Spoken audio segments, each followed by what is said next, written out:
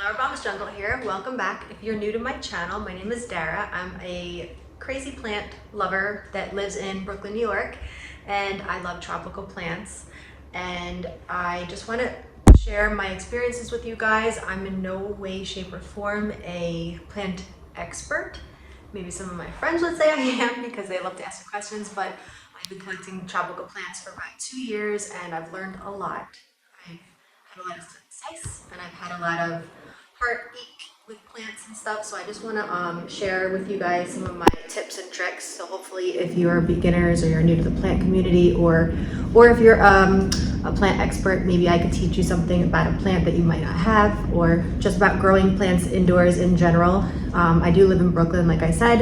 It is very cold here in the winters, and it is very hot in the summers. So the way I care for plants has to change throughout the seasons a little bit, but we'll go into that later in a later video. Today's video is about repotting and talking about soil and what I do that works for me in my apartment where I live with my plants. Now this might not work for every single person, but this might work for you guys. So before we get into the video, make sure you guys subscribe to my channel. Make sure that you hit the bell notifications so you don't miss videos like this. And I'm going to try to do a lot of plant care, especially indoor plant care for you guys. So make sure you guys subscribe and join my channel and support, and let's get right into it. All right, guys, hopefully you like my little repot plant outfit. I'm trying to show you.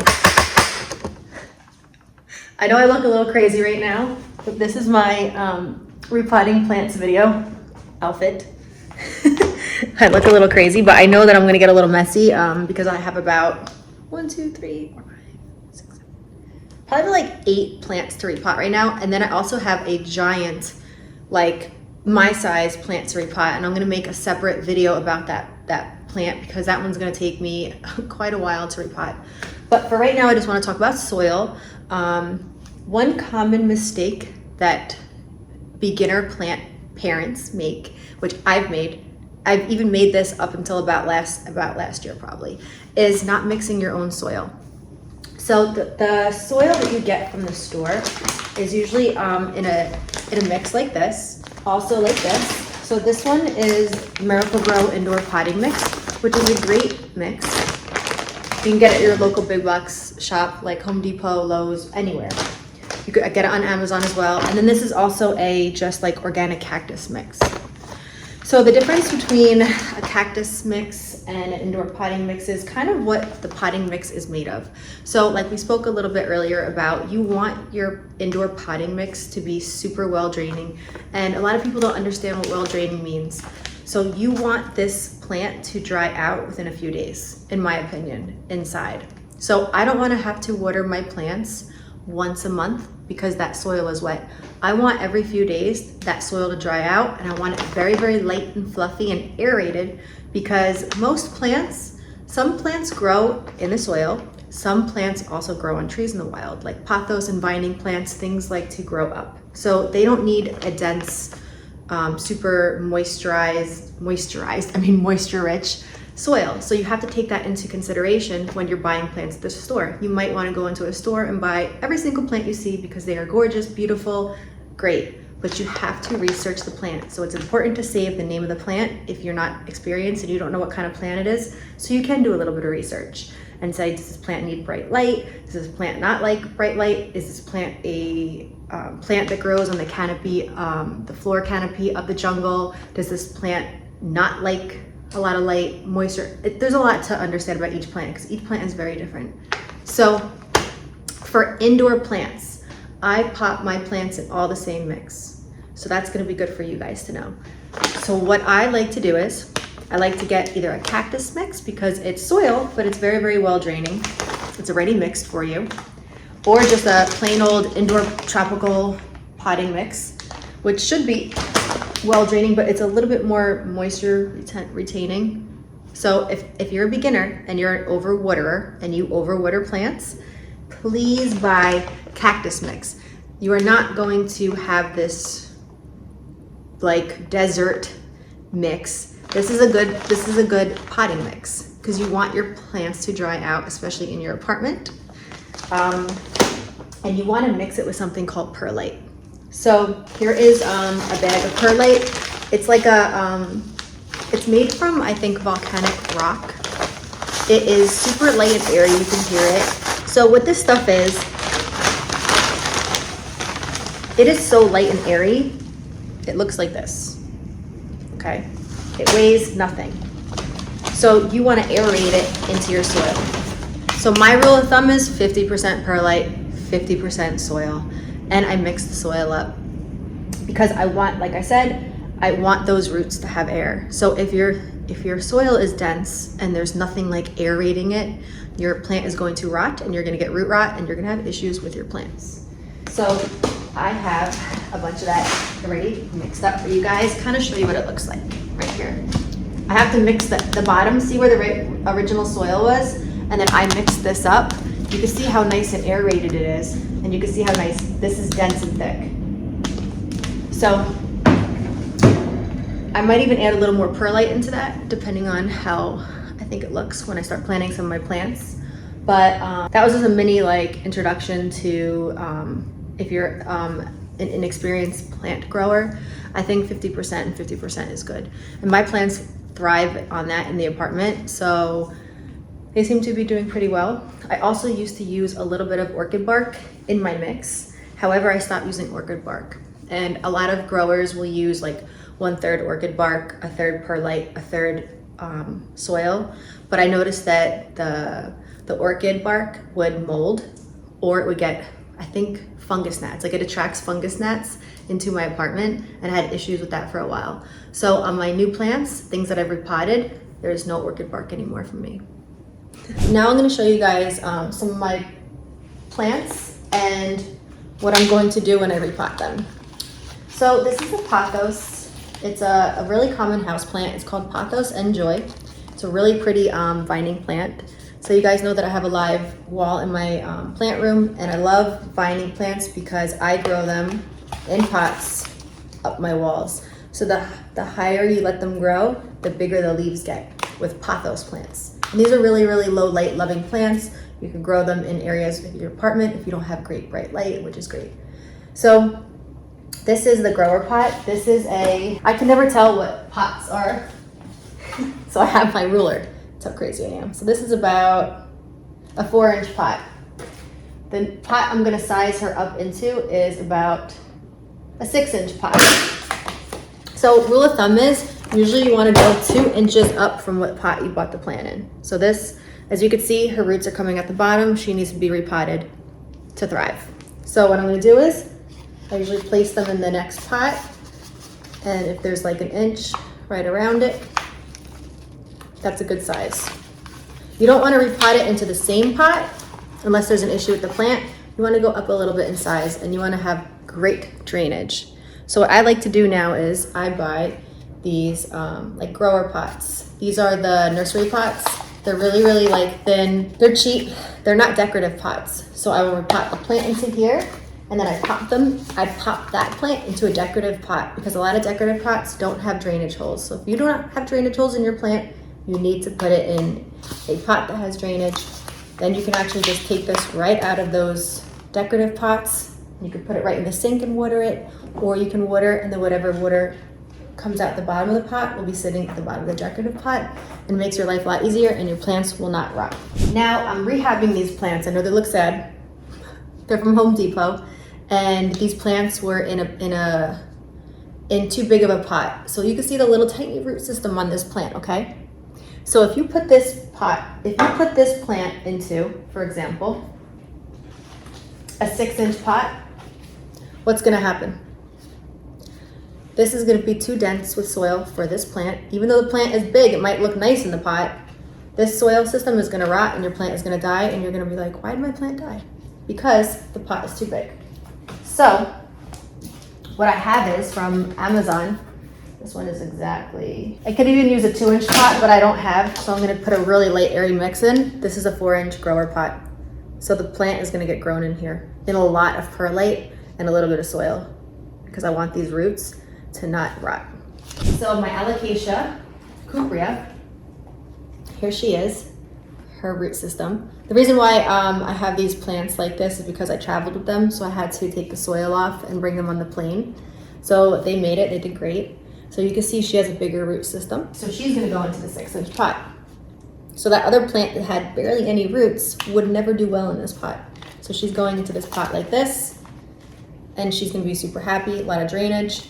Alocasias love water because they have bigger leaves. So the bigger the leaf, the more water the plant likes.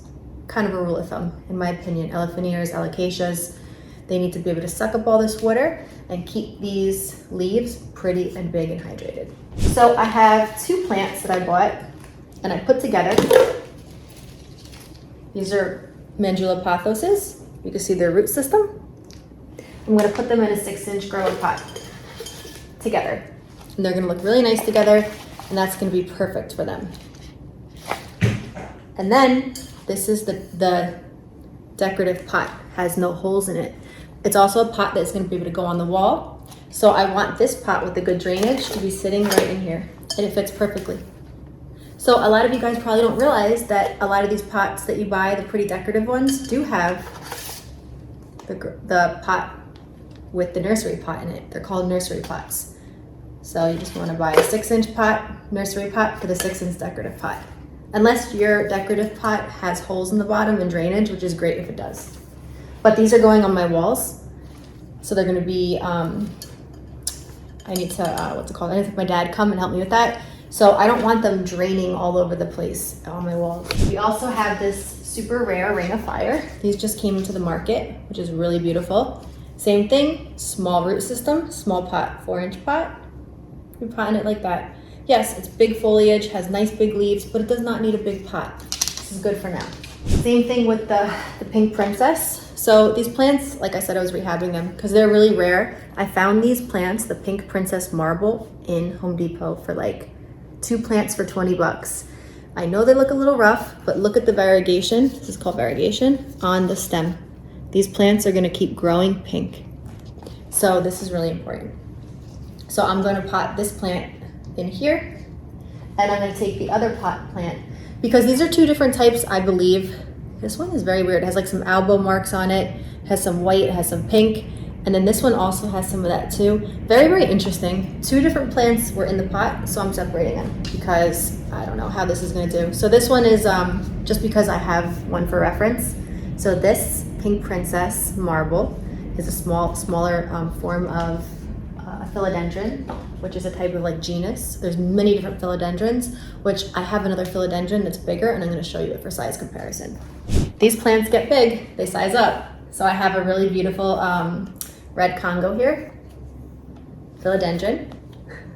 So you can see, it looks the same, it's just different markings. But she's super tiny, this one's super big, so you can see the difference in the plants. My cats are crazy. Hey, stop. I know this is a long video, but it's educational, and I hope that you guys learned something. So one of the last plants that I need to pot up is the global green. Same thing. It was two plants that I'm putting together on my wall. So I'll be putting it into the 6-inch pot, potting her up like this. And look how pretty these leaves are. She's a global green pothos. So she's also a vining plant. So I'd love her to keep growing and start vining up the walls. I have 2 different plants. I have another alocasia. These are separate from these because I'm gonna do a separate video on the process of what I do when I take a plant home from the plant store and how I clean the plant and kind of either quarantine it or clean it and check for pests myself before I put it into my collection. So these plants are all washed, cleaned. They had, I washed all the leaves and the foliage. Sorry, my brain. I also have a separate Anthurium. This is my first Anthurium, so I'm not super knowledgeable on Anthuriums, but they are beautiful. And the Anthurium came in this growing pot. It's a 4-inch pot. So I am gonna upgrade her to a 6-inch because I could see her roots in the bottom. So I know the Anthuriums, I think, like to dry out. I'm gonna do a little more of a research before I put her in here. So I have her 6-inch decorative pot, like I said, has no drainage. This is an orchid, clear orchid cup that you can pot plants into. So I might put her in here. She has ample drainage, the bottom and the sides. These are clear pots. So a lot of growers like to grow aeroids in these. So you can actually take them out you can see the roots and you can make sure that they're healthy and beautiful instead of growing it into a pot that you can't see. So she'll be in her little pot like this. She'll be in her grower pot for now, because I'm gonna also put her on my wall. And she'll be like this.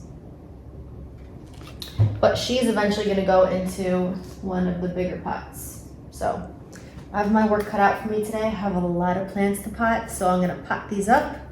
And yeah, I'm gonna show you guys what I do and how they look at the end. All right guys, so a couple other things. I got these at Home Depot.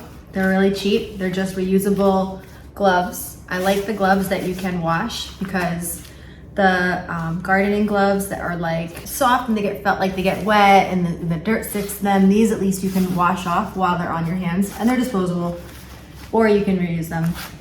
I have my little watering can with some water as I repot. I also had some sort of like a drainage, so I can put my plants into them as I drain them, so when the water runs out, which we'll explain once I repot some of these plants. I have my Osmocote outdoor and indoor fertilizer. This stuff is really great. It's called Osmocote. And I don't put this in when I'm repotting plants, the initial water. Put it in after I water it. So the next water, it has the fertilizer. I don't want to shock the plant too much by repotting, doing all this stuff. I have a little bit of isopropyl alcohol. So if I need to chop plants or do anything, I can clean off my scissors. And then I also have this like little cup that helps me pot. So for the first order of business, I'm going to add a little more perlite to my mix. Like I said, I have it right here. There you go. I mixed it up a little bit more. Like I said, I rather water my plants every few days than have root rot. So I like to mix my plants like this, get all that in there. It's just easier to mix a big batch of soil first and use that. As you can see, the soil looks like this with the perlite, kind of like an even mix. I accidentally got the big gloves. They're supposed to be a size small. They're a large, extra large. Like, so this is a really cute little like repotting mat I got online, because let's be honest, this gets messy and very annoying. So what I'm gonna do first is one at a time for you guys. So that's my little pink princess. So I like to put in about a third of the way of soil, so about up to here first. Then I'm gonna put my plant in and check. So I want the plant, I want the roots to sit right there and kind of the plant to be high. So I'll probably add a little more soil. It's like you have to kind of eyeball it. So I want the plant to be a little higher. Like I said, this plant had no roots. It's easier when the plant is small. Shake it down in there. Okay. Honestly, I'm probably gonna take these off because they're way too big for my hands. I can't really see what I'm doing. Kind of get in there, which is fine. Okay. You want to make sure that plant is sturdy. So until the root system starts to grow and kind of grab onto the soil, you are kind of the support system for that plant when you are potting her. And you want to make sure you have even soil all around. Just better for the plant and it looks better. Okie dokie. So there, that's my first plant. So then, it's my crazy cat. So I'm gonna put her right in here and I'm gonna water her. So I'm gonna water her until water comes out the bottom. The cats are probably gonna make this noise the whole time. And now she has a sneezing fit. Velvet, are you okay? So you can't over water a plant the first time. So as you're watering the plant, make sure it does come out the bottom of the drainage, because a lot of times people only top water their plants like every day, every other day. And what happens is the roots are on the bottom of the plant or towards the bottom of the pot, and you're actually not watering the plant enough, but you're watering too much because you're just watering the top of the soil. So that plant actually isn't getting any of the water on the bottom where the roots are, and the top is staying very, very wet, which will rot the plant. So it's still gonna come out the bottom. So I wanna make sure the bottom of this plant gets watered. And if you have great drainage, you're not really gonna overwater the plant. So let's pot up the next plant. So the ring of fire.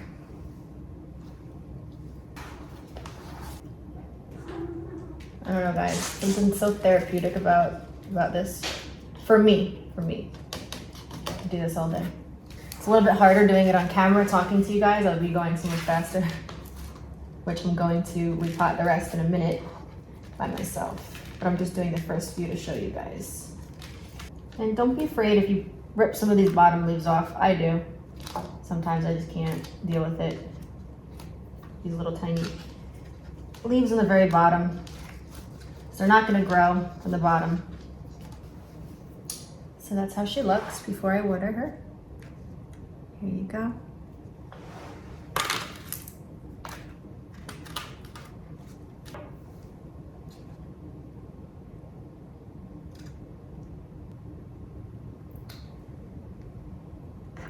Most plants you like to, I would say let them dry out in between waterings. So I usually stick my finger in, and the first 1 or 2 inches when it's dry on top, that's when I water the plant again. But you have to really either get a moisture meter, or you have to kind of know your plant. I kind of know now when to water plants, but you can see how that plant, the water is coming and dripping out of it. That's a good, well-draining soil. Went right through it, which I want. So I have it in the saucer. Sorry, my New York accent is a little wild, guys, I know. Here's the pink princess. It wasn't reaching the bottom. So what I do is I leave it in this until it stops draining. And so there's no more water coming out the bottom. Or you can just make sure you have something underneath the plant, like a little, which these plants do have, like that little saucer that collects the water. So anyway, I'm gonna repot all these plants, and I'm gonna go blast some house music and listen to it, because I don't want to sit here for the next 15, 20, 30 minutes repotting all my plants talking. So I will show you guys the final product once I pot all these beauties up. And then at the end, I'm going to add the fertilizer in, and I'm going to show you guys what I did. Hey guys, so I just want to say thank you for watching my very first full repot with me video and like mini plant vlog and haul. There's like a lot of different information in this video, but I'm so glad that you guys are here and that you watched it. I'm just going to show you the plants in their new pots. And we have the pink princess. Hopefully she'll recover. If not, it's okay. That's the name of the game, right guys? So here's the pink princess marble in her new pot. She looks great. Hopefully those two are in a little rehab corner. They need a little extra TLC. Here's my Alocasia cuprea. Oh my gosh, say that 10 times fast. But she's in her new pot and she's so pretty. I love her, I love her. Her name is Conchetta. I named her after my grandmother, my great grandmother, sorry. And she's in the potter, the wall mount planter potter. So she's gonna go on the wall as soon as my dad can help me do that, because it's kind of heavy and I don't want to, you know, screw up my wall. I really don't know what I'm doing with the walls. Here's the Pothos Mandula Pothos. This is a new pothos that came on the market that I found in New Hampshire. Isn't she cute? So all these plants that I repotted today were from my plant haul up in New Hampshire. Here is another pothos, another vining plant, and I'm gonna vine it up the wall. That's why it's like this. And she has pretty green and white variegated leaves, and she's a little bit smaller of a pothos, but she will get bigger if you let her vine up. And she's in the same pot. Philodendron Ring of Fire is in her new home. She looks great. So I'm also gonna plant her on the wall. So she's in the small wall planter. I found these at a store in Brooklyn called Brooklyn Plantology. These were really cool and they had a 50% off sale, so I got a bunch, which I'm so glad that I found them. And then here is my last pothos plant. This one is, which one is this called? There's so many different pothos plants. This one was the Global Green, that's the name, Global Green. So as you can see, it has a little bit of variegation where it's like this darker and lighter. You can't really tell too much, but you can see it right there. It's in the same wall planter. I can't talk, guys. I've been doing this all day. And one more plant, which I forgot to show you. So I found a variegated banana tree. I found it at Trader Joe's, and I did repot her. So there you have it. So I hope that you guys enjoyed this video. I hope that you learned a lot. I hope that you maybe can find some love and open up your heart to having plants in your home, because they're good for your mental health and they make me so happy. So thank you guys for watching. Let me know in the comments down below what other kind of videos you would love to see from me, if this was helpful to you. If you have any questions about repotting or a different type of plant you want me to talk about, let me know and I'll see if I have them in my collection and we can connect and interact. So thank you guys, have an amazing day. Thank you for watching.